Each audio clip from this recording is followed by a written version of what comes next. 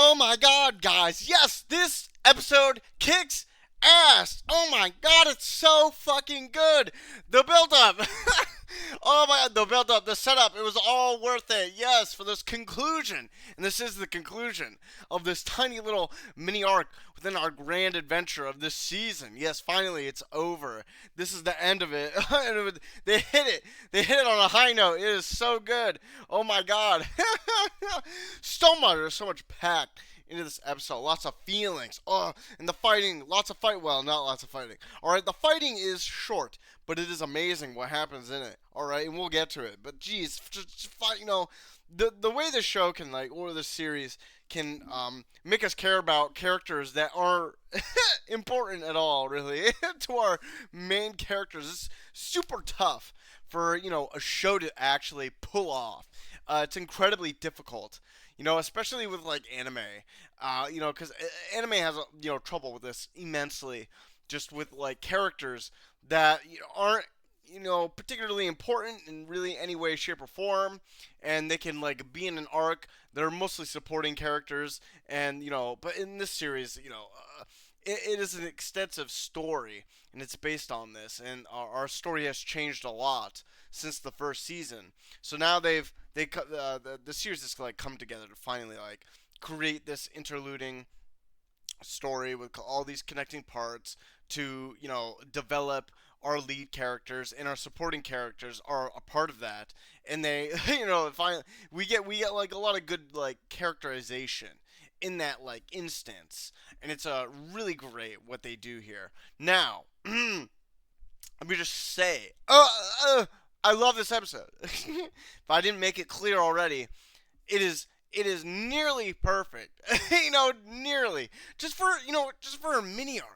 Just very nearly perfect. There's some things that could have been done better. The pacing could have been done better, absolutely. It was a bit slow. I believe this mini arc was 4 to 5 episodes maybe, max.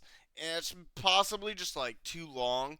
Because, if I'm thinking about viewers who haven't read the manga, just how long can they, and they're always about fighting. They always want to see the action, right? Just how long can they last, right? With in a mini arc like this, where there's not much of that, the characterization is on point. But I know those people, they everybody always constantly wants action, all right? And I'm okay with that. I understand you might want action because it's not as boring as all this world building and character building. But this stuff is important, absolutely important. And we need this for our characters to grow, and for what they will be in the future. And that's important for the series as a whole. Just really remind yourself of that. That these little instances, and this character development stage has been going on literally since the beginning of this second season. And I can understand how it can be kind of annoying.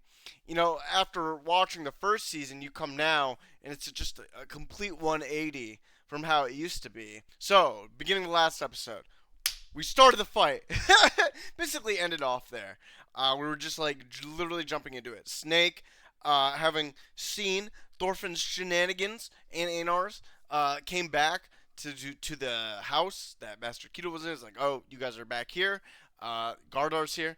Let's fucking go. I'm done. Snake is done. And then Thorfinn stances up, and he's in the stance now, and it's brilliant. All right, so we get numerous exchanges between Snake and Thorfinn, where Snake is just fucking amazed. Why is Thorfinn so fucking good? It doesn't make any sense. He's a slave. And this is where we actually, right here, this scene, right here, this image, we get a titular, scar on Thorfinn that is here till the end of time into the manga. It was Snake who did this scar on his face. It's beautiful. It's great. So Thorfinn is doing actually quite well. I'll give it to Snake. Thorfinn and Snake are both praising each other within their own subconscious. Snake's wow, this guy's fucking crazy. Who is this dude? Thorfinn's damn, Snake is the fastest man I've ever met. Doesn't matter though, I'm a god. He has the power of God and anime on his side. He can't lose. All right, so it doesn't matter. But anyway, I just like this exchange between the like wits, especially like Thorfinn's showcase here is quite impressive given the fact that he doesn't have a weapon and also he's not out to kill, while Snake is very clearly on the hunt and like ready to just dispatch Thorfinn. He does not care. He's past the point of no return. Too many things have happened to him. Too many things have happened to his subordinates. He is on the warpath. Thorfinn is an obstacle in his way, and he has to take care of that. So it's great. We have a great exchange between their like poses and how even though like Thorfinn is rusty, and he's like 3 to 4 years rusty. Uh, Andy doesn't have a weapon. He's still doing like fairly well. So stakes like battle prowess. We'll just talk about battle scaling for a second. He is really good. Great in fact.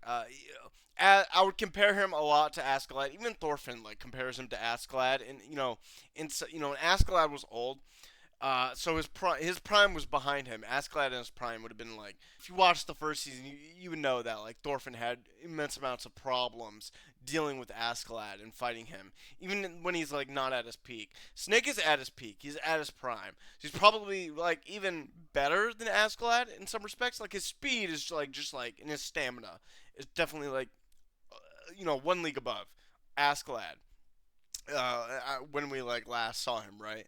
But besides the point, it doesn't really matter.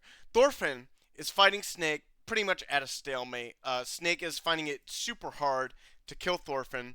It just so happens that I would remind you, just go watch this like entire scene. It doesn't last long, but it's like exactly what like fans would want if they wanted only action. This is like it. Again, it doesn't last long, but what we do get is like brilliant. The animation, it's super crisp, super clean, incredibly dynamic. We get all that stuff. It's all there. Just go watch it. I can't show it here, of course, for obvious reasons. So again, just go watch it, please. As they're fighting, Snake he positions himself in such a way that at this point Gardar is here on this like little carriage, just like sort of resting. Snake's like, okay, we position ourselves in this point. This is where they talk. Snake realizes where he is. He's like, oh, Gardar's literally right next to me. Before I said, Thorfinn had God and anime on his side. I believe that's incorrect. It's actually Gardar who has that.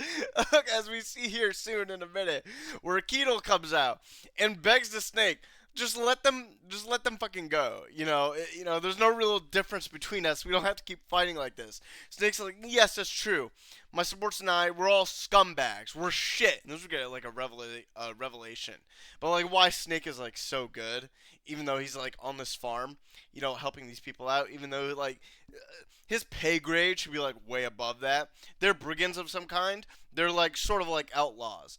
And that's the reason they're here, to like take on this job because they have nowhere else to go. So we get some more like even characterization from Snake, who again is not important, other than this arc as a whole, right? So it's more characterization of these characters that we've known throughout the season, and it's finally like culminating in like this final act, and it's brilliant. All right, we're brigands, we're outlaws. We don't really belong anywhere. That's why we're here. But that doesn't matter. Right now, I have a job to do, and my job is to kill this fucking man who's killed all my friends, basically, or a large portion of them. And they're just really just like pleading, please get away from there. We can, create a compromise where we don't have to fight. And Snake is not having it. Again, we've known this. His resolve is too firm to be swayed by these people. Even though Snake might not consider them like friends, he does care for them in a certain respect, and he does know them. He knows them for a long time. But this is something that Snake has to do. His pride and honor is on the line, of course. This is, if we go back into themes about, even just this whole series as a whole, pride and honor is like a huge thing for the Vikings. And, the history is known for us. About like these subjects, about the Vikings as a whole. So anyway, Gardar here with God and anime on his sides decides to just tank a point blank. Look how ridiculous this is. A snake just fucking stabs him right in his stomach, essentially. And Gardar does not die from this. Arnhes, Thorfinn, and Massacre are like, holy fuck, you basically just killed him. But they obviously don't know that God and Anime is on Gardar's side, and that doesn't matter. No injury it matters to Gardar at this point. This strike is like the final nail in the coffin for Gardar. There's no way he can actually recover from this, injury. Obviously, Snake just stabbed him right through his stomach. He was already injured before. There's no way he can recover. It doesn't matter. We'll get to that part after we finish this resolution here between Thorfinn and Snake. Uh, Snake, after stabbing, was like, all right, you're gonna still fucking fight me? Let's do it right now. And as they're waiting here, deciding what to do, Gardar, the beast, wakes up. Just fucking wakes up. It fucking fucking stranglehold Snake. Just you're fucking done. All right, despite Gardar being fucked up and just absolutely injured beyond any capacity, just somehow, with the will of God himself, just strangles Snake and just, ends his life. He doesn't actually kill Snake. But, listen, it's definitely ridiculous. This is still an anime, right? If this was real life, there's no way there's no way in hell Gardar could, recover. He couldn't recover. He couldn't even stand. With willpower alone is not enough to come out of this type of injury after being stabbed in the stomach with full force. Through his, probably his spine even. There's just no way, but it doesn't matter now. What we have here is just Gardar. He wakes up. Snake is off guard. Gardar grabs him and just literally strangles him, and is about to literally strangle him to death. Despite his wounds, Gardar still has the strength to just literally kill Snake, and break his neck. Doesn't matter though.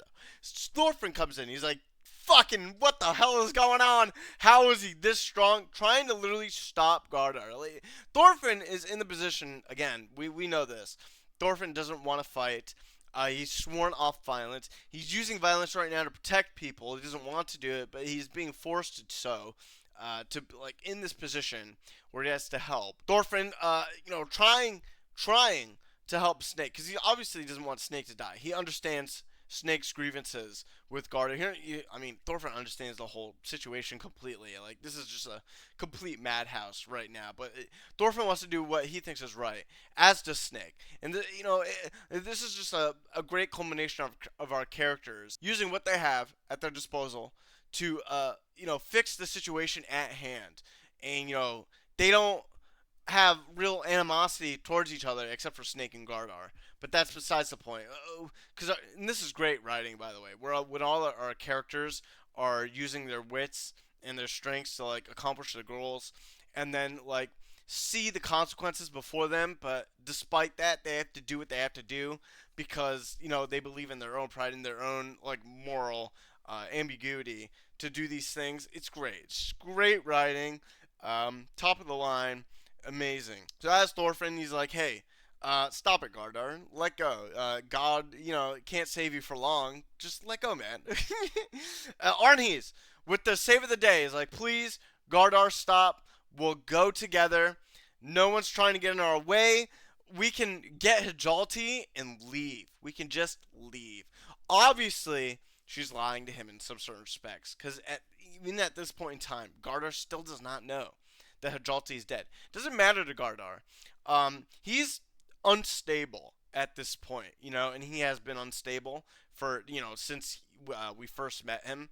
But this will come in slightly later with this episode, where we find out the ultimate what happens to their fates. Obviously, you probably can see what happens to him. Before that, but this is basically the big giant scene where Arnhe's literally using her. She doesn't even really need her charm to convince him, because she is his wife, and he wants to take her away anyway. So she just tries to talk him out of it. Listen, we'll just go. It doesn't matter anymore. We can go back to the way things were before all this shit happened. In this scene, Gardar lets him go. He's like, oh wow, Arnhes, you're okay. It seems like out of character at this point for like Gardar to like be so calm after like what he's done and what's happened. But again, we can see that like he's not in like his right mind. He's critically injured. He's just you can see here on his body he is bleeding. He's losing tons of blood. He's not going to last much longer. And he asks Thorfinn like, "Oh, is this your carriage? I'm sorry. Can we borrow it? Is that all right?" He's acting so much differently than we first met him. You can just tell that like he's pretty much done with everything. So bearing that, Master Q was like, "Yes, it's my carriage. Go on and take it. Please leave. Go. Take Arnhi's. Fucking go." Master Keto, literally just crawling on the ground. So like concerned about everything that's happening. He loves Thorfinn. I wouldn't say love, maybe. He cares for them in a lot of respects. Because Thorfinn and Einar, they've been with the Master for a long time, helping him out. He knows about Arnhi's and her situation. Obviously, we know that the Master is just he's even nicer than like Ketil, his son, and definitely like his grandsons. But he understands the situation in his advanced age. He probably wished that he could do something, but this is all he could do. He just doesn't have the strength to actually help in an effective way. Unfortunately for him, but this is what he can do. He can do that. He can try and dissolve the situation as much as possible. Which is we're gonna see the scene here. Um, Arnhes expresses his gratitude to Thorfinn and Einar and to the Master, and we get a long, winding road of them. And this is like this scene. It does drag out. It's pretty fucking long for what happens, but it is absolutely beautiful. No, in no sense of the word do I think they missed a mark on any of these emotional scenes in this instance after Garden and Arnhes leave. It is masterclass. They animate it beautifully. The music, the sound production within this like certain set of scenes, all the way up to the end of this episode, is absolutely beautiful. The piano, of course, the piano, it goes super fucking hard. It is amazing. The violin, it's just everything about this. The scenes, the images, the animation, our characters finally like letting loose and leaving. What it means to be a slave, what it means to find the person you love and connect with them and live with them. It is absolutely beautiful. The episode hit the mark 100% on the nail. No doubt in my mind. I implore you, just please go watch this episode. So on the way, we have lots of just clean, crisp dialogue between Gardar and Arnhes. Gardar's like, "Oh yes, our child. How old is he right now? Where is he? Can we go get him?" Arnhes just lying to him. "Oh, he's alive. He'd be about 6 now. He's with your brother.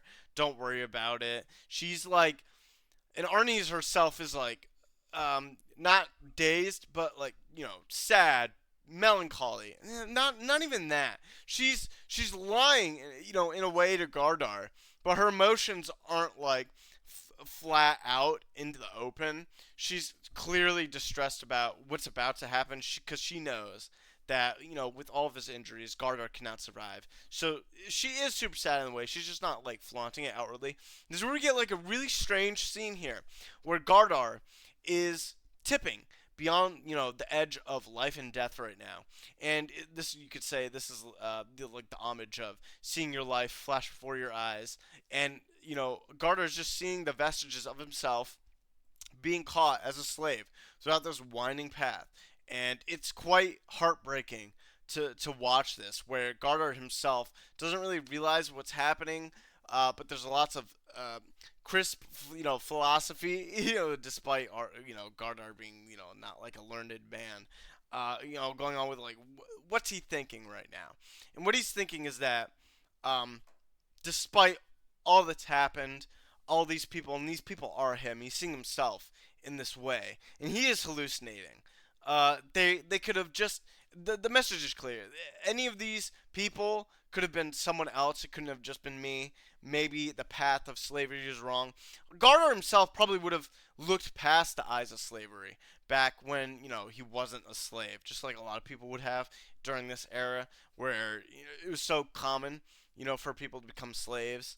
That it was just a thing that happened, and it's they're tools to be used for your own purposes. His thinking has like changed in this scenario, though. I would also say that again, he's still not in his right mind, so he is hallucinating all of this, and we can just tell that Garter is about to die. We'll just lay it out here. He is dead, basically, at the end of this episode. Arnhees can't do anything about it. Gardar, for some reason, still alive, but who knows how long it's actually been since he's been driving the horse carriage here. But he's held out surprisingly, well, for a man of his injuries to have. It is, again, ridiculous. He should be, dead. He should have died immediately as like Snake stabbed him. But he's holding out as long as possible so we can have this like nice conversation between Arnhees and himself. It's really great. So we go through the motions here, where Gardar is just thinking about his life, what it's been up until now, regretting his actions about the swamp, regretting that he didn't spend more time with Arnhees and his son. These things he thought were important back in the past weren't as important now, obviously. Maybe, but that that stuff could have changed anyway. Like if Gardar won, obviously everything would have turned out for the best, right? They wouldn't have become slaves, and their son wouldn't have died. Now, only when these unfortunate circumstances happen do these characters realize that they should have they should have done things differently. Just like anyone in real life anyway. You make a mistake that you want to change, but you can't. It's impossible. Literally impossible. You can't do it. So you have to move forward with as much strength as you can. And now it's the end now. There's no forward anymore for Gardar, which is quite sad. So we get through all of this. Gardar is like in and out of hallucinating this entire time, hallucinating his son, hallucinating from his past, seeing his past self, holding Arnhees' hand. He finally takes his final breath. Not really a clean death. Surprisingly sad for him towards the end, having just somewhat nightmares um, about what's happened. But Arnhees is still there for him at the end, and we see him basically. This is a sort of it's not really clear whether or not the author, it's not clear to me anyway. The author really wants to like represent what if heaven is real inside this series, or sort of pseudo state of heaven, not Valhalla specifically, even though that's what the Vikings believe, but just where are they now? But it seems that that's possibly true. At least maybe not heaven, but a state where your consciousness leaves you, and now your time is done on the plane of Earth, the plane of existence, and now you're going to where you'll be your most happiest. And this is where Gardar is right now. So I can assume, unless he's still like dreaming, inside his dead state. I'm not exactly sure what the author's trying to like represent on that aspect, but I understand again, what's actually happening. And what's actually happening is Gardar, he's finished with his life. He's here now. He sees his son, who's aged in this, different plane of existence, and they're gonna be happy together for all eternity. And this is the end. Absolutely beautiful. You can see Arnhees here crying after the death of her husband. Obviously, she still loved him after all this, and it's absolutely heartbreaking. This was a short little mini arc comprised of some new characters and a lot more like setup and characterization of things that'll come to pass a lot later in the future. Things that won't like even finish in at the end of the series. But it's all great. They did a great job. Please understand everything that was like going into this, because it was amazing. The music, the animation, our characters, the plot, the dialogue, just they hit every point they could hit. They hit it, exactly right, nearly perfect. This was an amazing episode. I loved all of it. And I, I don't think there's much to say after this.